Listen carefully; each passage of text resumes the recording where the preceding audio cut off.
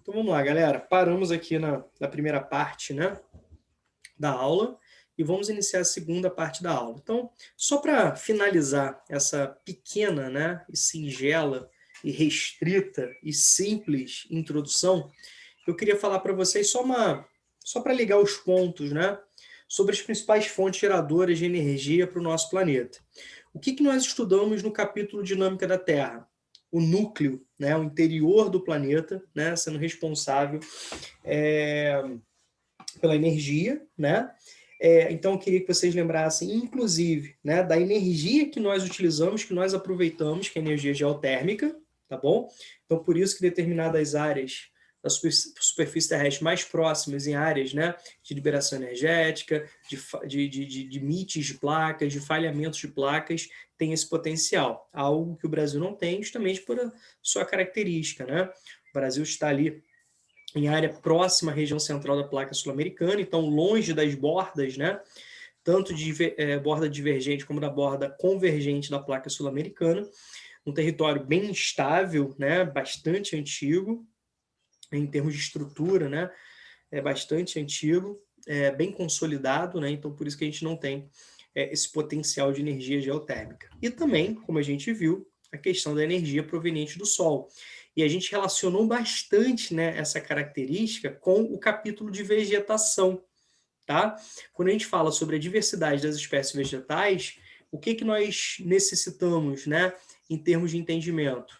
Maior diversidade de espécies vegetais significa maior oferta, principalmente de luz e água, tá? Então, só chamar atenção para essas duas relações aí. Beleza? Tranquilo? Então, a gente precisa entender, né, toda a relação entre a litosfera, né, que é a esfera das rochas, nem acrescentei aí, esqueci, tá? A litosfera, né, a esfera das rochas, a hidrosfera, que nós estudamos um pouquinho, né, na última aula, tá bom? A biosfera e a atmosfera, que foi a nossa protagonista, né, nosso tema protagonista da primeira parte da aula, tá certo? Então, é o que faltou aqui sobre a nossa introdução. E vamos começar aqui, galera, vamos começar propriamente dito nos temas, né, mais pertinentes, mais direcionados à dinâmica, né, climática. Então, a primeira coisa é a gente discutir o conceito de tempo e clima, né? Muita gente confunde. Isso aqui é motivo, inclusive, para pergunta, tanto objetiva como discursiva. Numa prova da PUC Rio, alguns anos atrás, uma das questões era justamente para você diferenciar tempo e clima, tá? E algumas pessoas se enrolaram, né? Tiveram dificuldades, como o próprio percentual de acertos, né, mostrou. Tá bom? Então, vou tentar aqui desmistificar um pouquinho, tentar apresentar para vocês que não vai ter problema. Então, por exemplo, quando você está lá assistindo a televisão, tem aquela parte do jornal, né, da previsão, você reparou que não é previsão do clima, é previsão do tempo, né? E a apresentadora ou o apresentador, eles falam o seguinte, olha, espera-se chuva, espera-se tempo, né, estável ou instável, bastante ensolarado, altas temperaturas, baixas temperaturas, quedas, né, da temperatura, no final de semana, no início da semana. Então, reparem que eles sempre estão apresentando algumas projeções, né, algumas previsões do tempo para um pequeno número de dias. Tá? Ninguém vai chegar para vocês e vai falar o seguinte, olha, em janeiro, na semana do dia 20, não vai.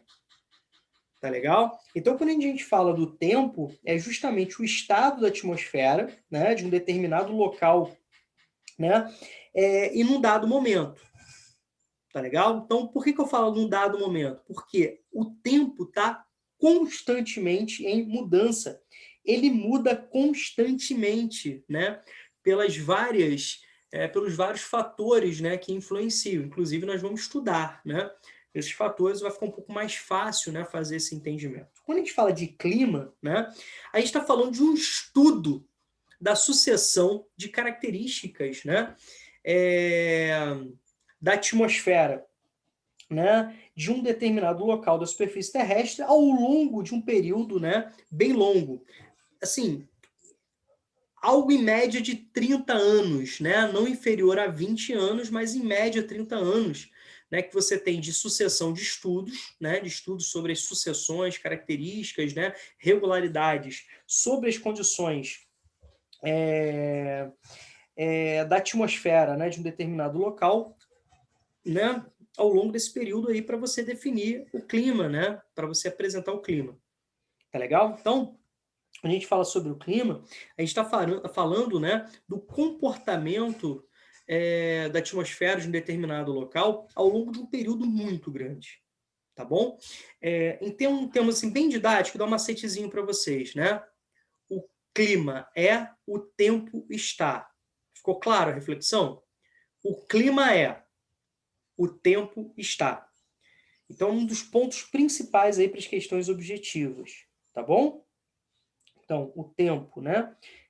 A gente pode definir como o estado, né, da atmosfera de um determinado local num dado momento, tá? Então, com constante mudança, né? Variações. A gente pode brincar, inclusive, como Friburgo, né? Algumas áreas, alguns como Friburgo, assim, cara, uma constância, né? A mudança das condições do tempo, das características do tempo ao longo de um dia, né? A gente pode perceber isso, tá? Aí, quando a gente fala do clima, a gente se refere já não o estado, né, da atmosfera em dado momento, mas o conjunto de variações do tempo de um determinado local da superfície terrestre ao longo, né, no decorrer de um longo período, né, onde se estuda isso geralmente em torno de 30 anos, tá? Então é importante você ter essa definição bem clara entre tempo e clima. Tudo bem? Alguma dúvida?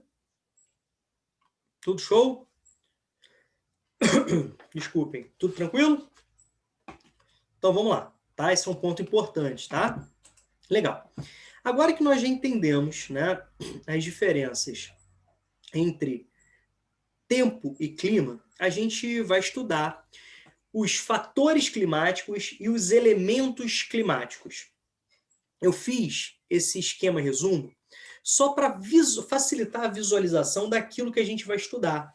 A gente vai estudar em separado cada ponto que está mostrado aqui, que está apresentado nesse esquema.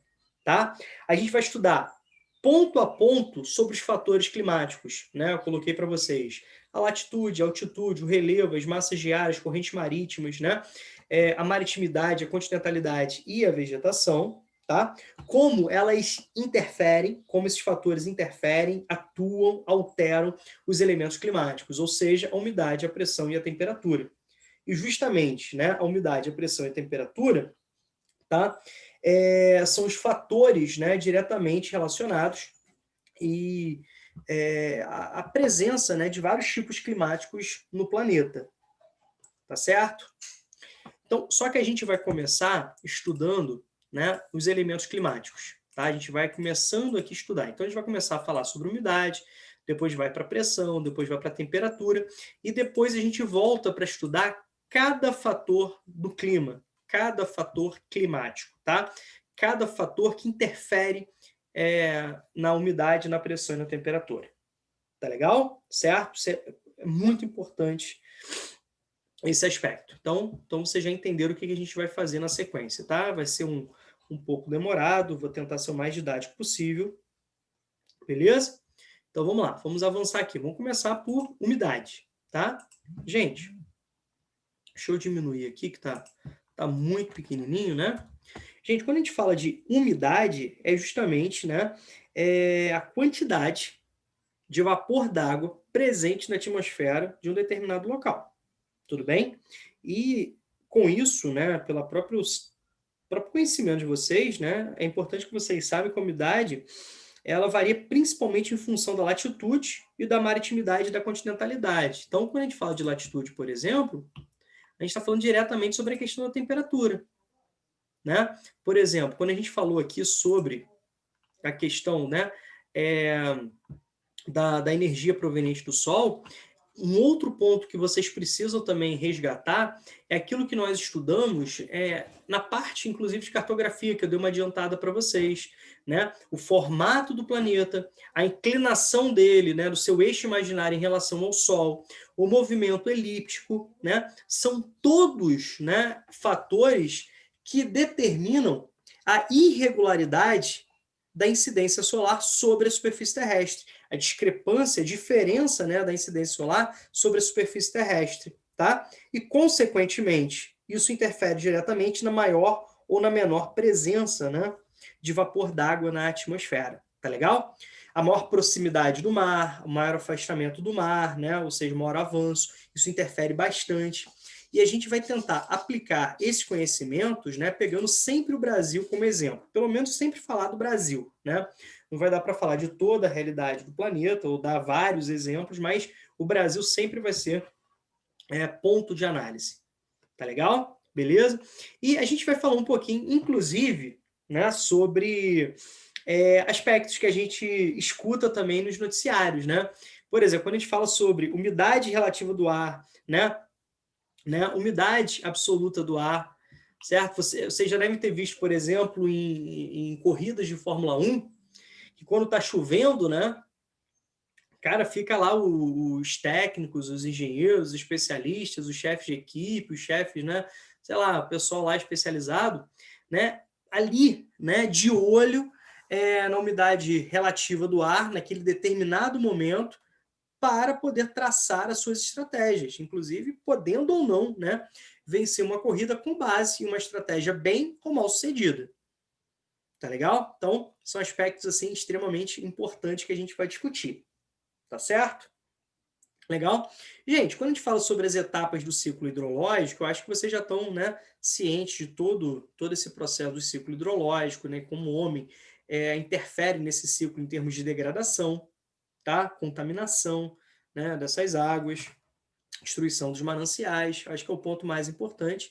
E, né, o professor de biologia trabalha bastante, né, ciclo hidrológico, acho que eu não vou me ater aqui, tá? Mas se vocês tiverem necessidade, a gente pode voltar sempre. Tá legal? Beleza? Certo ou não? Tranquilo? Então vamos lá, gente. Se a gente pegar, né, toda a atmosfera, né, a quantidade de vapor d'água ela vai variar ali no seu total da atmosfera entre 0 e 4%. Tá? Isso de uma forma bem didática. Quando a gente fala, né, da forma de calcular a presença de vapor d'água, de água em estado de vapor na atmosfera, a gente utiliza geralmente, né, umidade absoluta ou umidade relativa. Tá legal? Quando a gente fala de umidade absoluta, é justamente, né, a quantidade de vapor d'água em gramas. Tá legal? Em gramas por metro cúbico. Quando a gente fala sobre umidade relativa, tá? É justamente a relação entre umidade absoluta, tranquilo, e o ponto de saturação. Como, o que é o ponto de saturação? É a quantidade máxima de vapor d'água que a atmosfera de um determinado local consegue reter. Tá legal? Em um determinado momento, né? Obviamente que você tem mudanças. Certo? Tranquilo? Então vamos lá.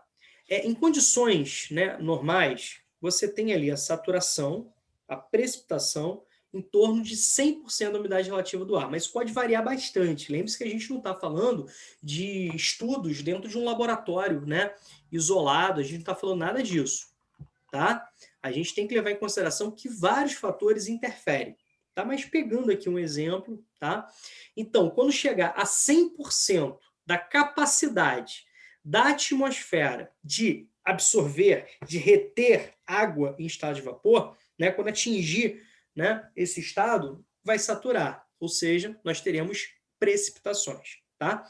Mas, obviamente, pode chover, né, termos precipitações, melhor dizendo, antes, né, de chegar a 100% da umidade relativa do ar. Existem vários fatores, né, como, por exemplo, a própria altitude, né, o relevo, a vegetação. Então, nós temos fatores aí bastante importantes. Tá? O professor de física até fala, né, a questão de ferver uma panela em uma área, né, de uma área serrana e uma área próxima ao litoral, certo? Ele dá até esse exemplo para vocês aí. tá bom? Um outro ponto que a gente vai falar daqui a pouco, gente, é o seguinte, existem várias formas, né, de precipitação, tá legal? A gente tenta, né, sempre levar, assim, o popular, né, quando a gente fala, tá com precipitação é chuva, né, mas chuva é uma das formas de precipitação. Então, assim, para caracterização da chuva, nós temos, por exemplo, alguns critérios, como, por exemplo, gotículas acima de 0,5 milímetros, né? Existem outras formas de precipitação, coloquei para vocês ali, né? O granizo, a neve, nós temos o orvalho, nós temos outros tantos exemplos, tá? O que a gente vai se dedicar agora, como vocês podem estar percebendo pela imagem, que eu mudei aqui sem querer, a gente vai estudar os tipos de chuva, tá? Mas antes da gente entrar no tipo de chuva, eu queria falar duas coisas para vocês. Uma, né, nessa relação entre umidade relativa no ar, tá? E o percentual de água na atmosfera, e também fazer uma revisão para ver se está claro na cabeça de vocês. Tá legal? Beleza? Então, por exemplo, quando a gente fala da capacidade máxima, né, de água, né, de vapor d'água na atmosfera, vai ser, né, uma relação aí, como fosse uma regra de 3, né, como a gente estivesse fazendo uma regra de 3 aí, tá? 4% de vapor d'água, né, que é o máximo aí que nós temos de percentual de água na atmosfera, é igual a 100%, tá? Em valor relativo, tá legal? Certo? Então, por exemplo, né, se tem o exemplo que eu coloquei lá na apostila, tá bom? Se eu tenho, por exemplo, 60% de umidade relativa do ar, fazendo uma regra de 3, tá? Eu tenho 2,4%, né, em termos absolutos. Do total da atmosfera, 2,4% é de água. Por que eu estou falando isso? Tá? É muito raro. Já há muito tempo que eu não vejo isso ser cobrado em prova. Eu já vi até ser cobrado em prova de matemática. Tá? Fala o seguinte, né, contar uma historinha. Numa determinada cidade, em determinado momento, né, nós tínhamos ali 3%, 3% de vapor d'água, né, representando o total, né, da atmosfera. Ou seja, do total da atmosfera terrestre, 3% era constituído por água em estado de vapor. Aí a pergunta era a seguinte: qual é a chance de chover em termos percentuais? Você faz uma regra de 3, tá? Né? Se você sabe que 4%, né, equivale a 100, então 3% vai equivaler a X. E com isso você vai responder a questão. Tá bom? Cara, mas assim, eu acho que vocês não precisam se preocupar com isso. Pô, muito raro, né, ser cobrado, muito difícil ser cobrado isso. Tá? Beleza? Agora, essa parte que a gente vai iniciar agora, com os tipos de chuva, eu já considero extremamente importante. Tá? Nós temos basicamente 3 tipos de chuva: as chuvas convectivas, as chuvas frontais e as chuvas orográficas ou de relevo, tá? Gente, quando a gente fala sobre, né, as chuvas convectivas, isso tem muita relação com a temperatura, tá? Então, quando nós temos bastante elevação da temperatura, há também uma grande evaporação, né? Então, nós temos uma grande corrente ascendente, né, de vapor d'água, que quando chega a altitudes bem elevadas, há uma tendência de resfriamento. Tudo bem? Com isso nós temos, né, a tendência de chuva, né, a tendência de precipitação. Tá legal? Essa chuva, né, aquela popular chuva de verão, né? Tá muito quente, o que você percebe? Que tá quente, né? Vai tendo aumento, né, da temperatura, vai aumentando, né, a evaporação. Então, depois ali do horário do almoço, mais ou menos, você sabe que vai chover, né? Geralmente chove, né? Uma pancada forte, né? O que nós chamamos de chuva torrencial, tá? Bastante abundante. Então, são características, né, bem específicas. Tá bom? Então você chove, né, de uma forma bem intensa, com bastante volume, de forma, né, torrencial, tá? A famosa chuva de verão. Pegando mais um aprofundamento aí, a gente vai relacionar essa chuva a locais típicos de temperatura, né, elevada, né? Então você tem uma relação a climas tropicais, né? Climas quentes, climas equatoriais, climas tropicais, certo? E principalmente nos meses mais quentes do ano. Então, são chuvas típicas, né, dos meses mais quentes do ano e de regiões muito quentes. Então, por exemplo, na região amazônica, qual o tipo de chuva principal? Né? São chuvas convectivas. Né? Características dessas chuvas estão relacionadas à temperatura, à grande evaporação, tá? Ao grande volume num curto espaço de tempo. Então, são aquelas pancadas, né, torrenciais. Por exemplo, nós falamos sobre o clima monsônico, né, que atinge porções do sul e sudeste asiático. Tá? São um clima, né, caracterizado por meses de estiagem e meses de chuva muito intensa. Então, chove durante semanas, né, de forma torrencial. Então, devido a essa gangorra de centro de pressão entre continente e oceano, que acontece, né, ao longo do ano, nos meses mais quentes, né, forma uma área de baixa pressão atmosférica, que atrai bastante umidade proveniente, né, do Oceano Índico. Isso leva a chuvas durante semanas. Então, isso gera alagamentos, né? E eu relacionei bastante para vocês sobre as questões culturais, né? Principalmente a questão do cultivo de arroz, da rizicultura, tá? Então, é importante também pegar esses exemplos, beleza? Quando a gente fala sobre chuvas frontais, tá?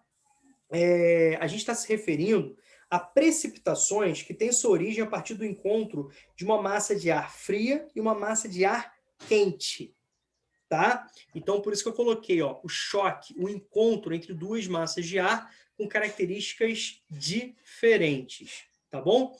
Então, essa chuva típica, inclusive, da instabilidade, pegando o Brasil como exemplo, né, nos meses, né, de outono, nos meses de inverno, né, nos meses de inverno, principalmente quando você tem a presença e o avanço da massa polar atlântica, que a gente vai falar bastante dela, né, ela vai gerando instabilidade, porque você tem um avanço de uma massa fria, né, que vai se chocar uma massa quente, né, presente, né, já ali presente no local, tá bom? Então, você tem um encontro de duas frentes de massas de ar com características diferentes. É aquela chuva, né, que pode durar horas, né, com intensidades variadas, às vezes para um pouquinho, né, volta a chover. Então são as chamadas chuvas frontais. Tá legal? Esse período agora que a gente está vivendo, por exemplo, a gente pode perceber a presença de chuvas frontais. Tá legal? Que podem variar em termos de intensidade, mas são aquelas chuvas mais prolongadas, ligadas àquela instabilidade do tempo, né? Aquele tempo mais feio, mais fechado. Quando nós temos as chuvas, né, convectivas, são aquelas chuvas bastante volumosas, mas num curto intervalo de tempo, tá? E na sequência a tendência, né, do tempo ficar bonito, ficar limpo novamente, né, pegando uma linguagem bem popular. Tá legal? Então são as chamadas chuvas frontais. O terceiro tipo de chuva, né, são as chuvas orográficas ou de relevo. Você lembra de movimento orográfico, né? Orogênese, tá certo? Então, lembrou das aulas de dinâmica da Terra. Então, a gente está falando aí da interferência do relevo, tá? Então, quando a gente fala das chuvas orográficas, né, a gente está falando sobre chuvas que ocorrem quando você tem massas úmidas, né, geralmente provenientes, né, de áreas litorâneas ou de determinadas áreas com bastante umidade, elas encontram, né, uma barreira natural, né, devido ao relevo, né, uma área planáltica, uma área de montanha, tá? Essas nuvens ganham altitude, elas vão se agrupar, vão ter mudança, né, de temperatura, porque elas vão se agrupar e vão se elevar, tentando ultrapassar essa barreira natural, e nós vamos ter precipitações, tá?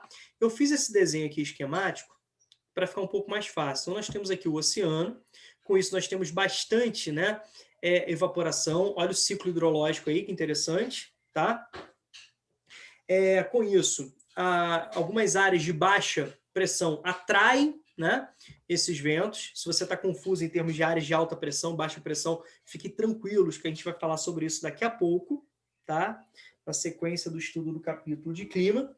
Elas encontram uma barreira natural, então elas se agrupam e se elevam, então vai ter muita chuva na face do relevo voltada para o oceano.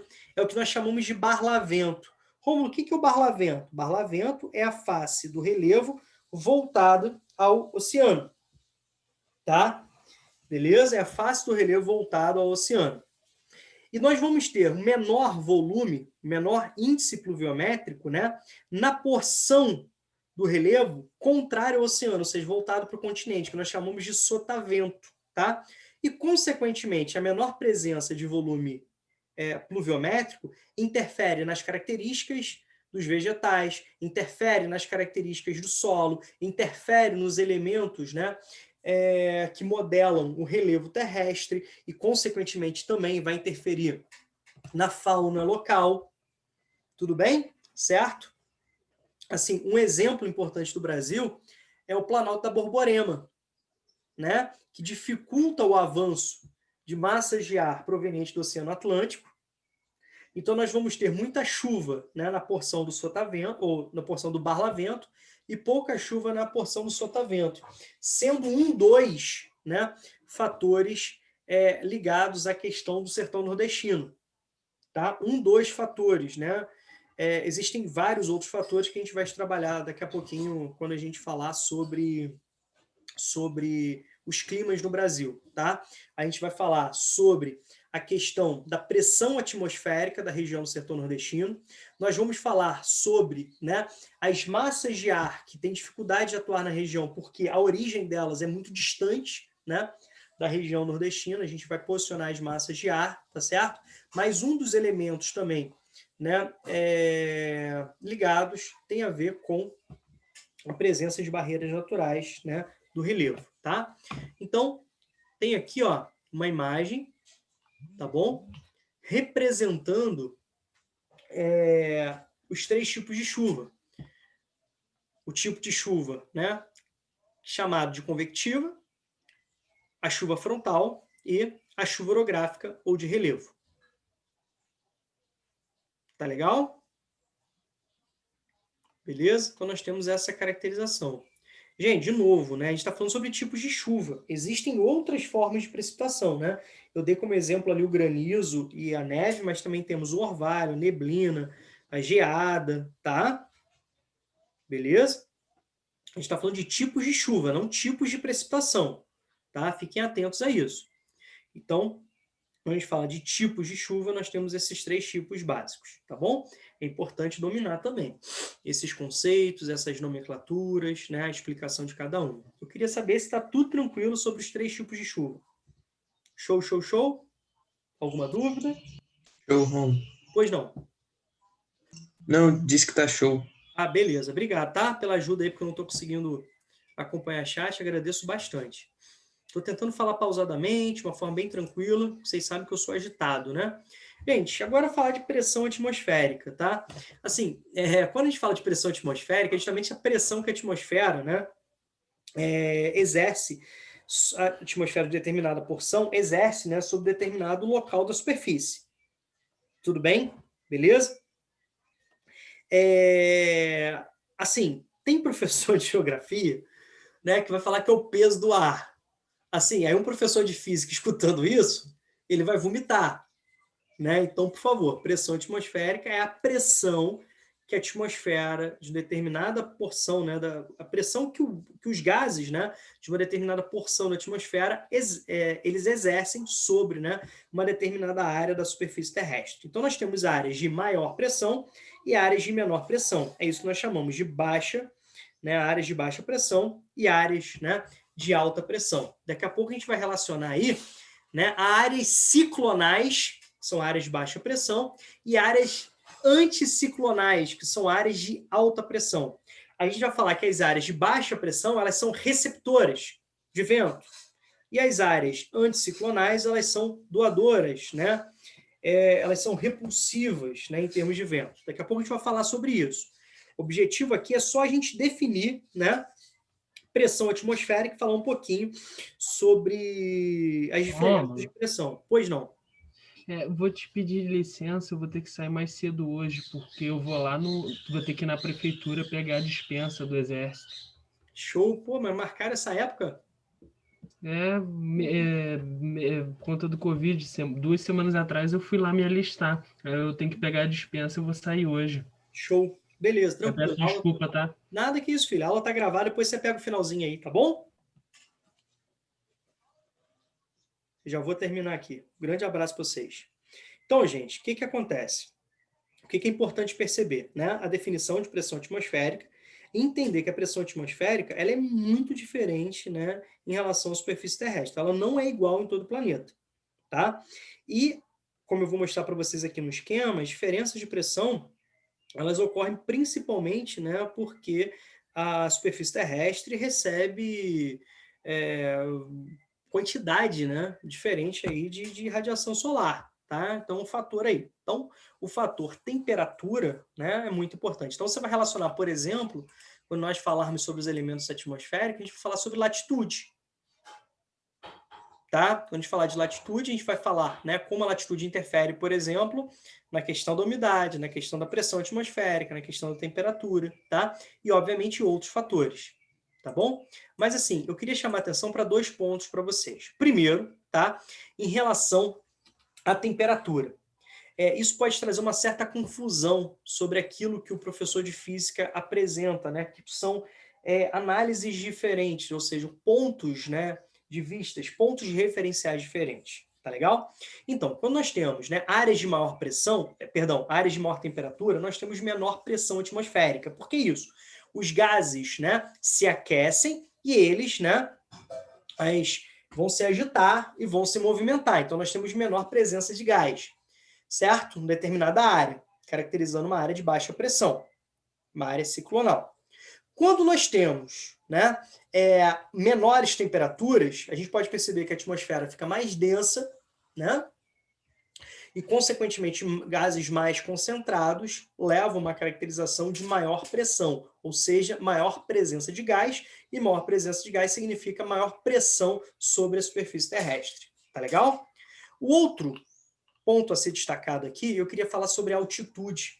Como que a altitude, né, pode interferir na realidade de maior e de menor pressão atmosférica, tá bom? Eu fiz esse desenho aqui meio tosco, mas só para vocês entenderem um pouquinho. Então aqui, ó, repare que eu estou falando aqui no mesma altitude, né, representada. Lembre-se que a altitude é a relação de qualquer ponto da superfície terrestre em relação ao nível médio do mar, tá?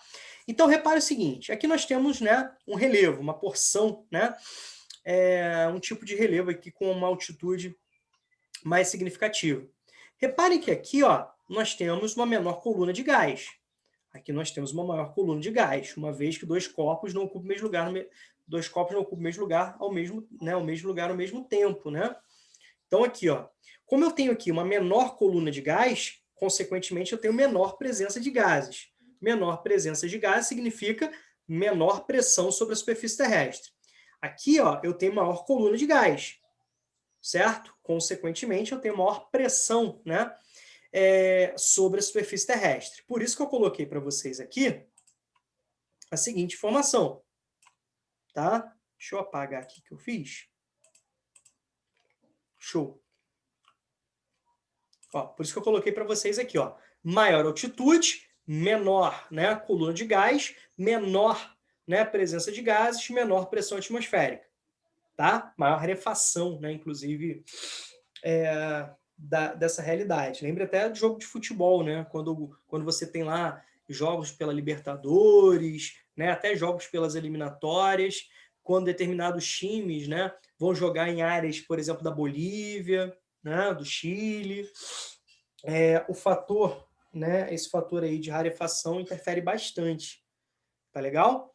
E, consequentemente, quanto menor a altitude, maior coluna de gás, maior presença de gases, maior pressão, né, atmosférica. Tá legal? Pois não?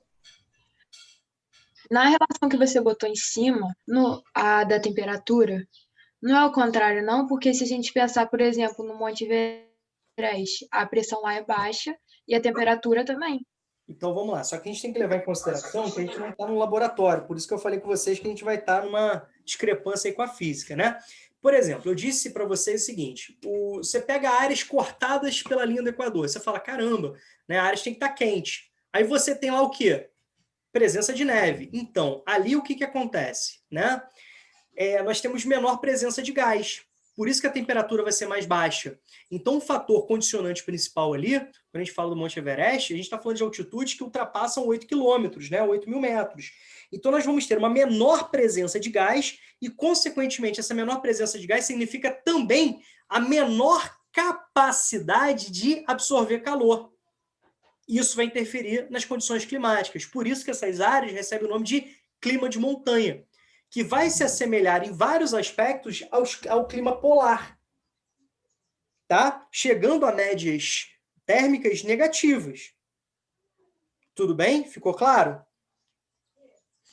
Show. Porque a gente precisa analisar vários aspectos, né? Vários aspectos, tá? Então, quando a gente fala sobre isso, fala assim, caramba, como uma área, né, cortada pela linha do Equador, né, ou próxima, né, de baixa latitude, pode apresentar, né, uma diferença muito gritante, né, de temperatura. Aí o fator vai ser altitude. Aí quando o fator é altitude, você vai pensar na menor presença de gás. E como a menor presença de gás interfere diretamente na menor, né, capacidade de absorver calor. Isso leva a médias térmicas bem baixas, tá? Tudo bem? Por isso que eu falei para vocês também que existem algumas espécies, né, de vegetação que vão se assemelhar às tundras, né, que é a vegetação que é um domínio morfoclimático típico das áreas de alta latitude, né, das regiões polares, aquela vegetação que vai se desenvolver em alguns meses do ano, onde nós temos o degelo, né, de porções do solo, aquela vegetação bem rasteira, bem esparsa, pouco variada, com bastante presença de líquens, musgos, né? A mesma coisa vai acontecer em áreas de montanha. Né? Você vai ter aquela vegetação bem esparsa. Lembre-se que essas áreas vão ser caracterizadas não somente pela temperatura, mas também pela baixa presença, né, de umidade. Tá? Vai chover aí muito pouco, tá? E quando chove, às vezes até em forma de precipitação, né? Ou formas sólidas, né? As precipitações são em formas sólidas, formas de neve. Tá claro, gente? Alguma dúvida até aí? Sobre a questão de pressão? Fica faltando agora a gente estudar. Estudou umidade, né? Estudou pressão. Agora fica faltando estudar temperatura, que na verdade nós já vimos, né? Alguma dúvida? Só fazer pontuar um pouquinho. Dúvidas aí? Tudo tranquilo então?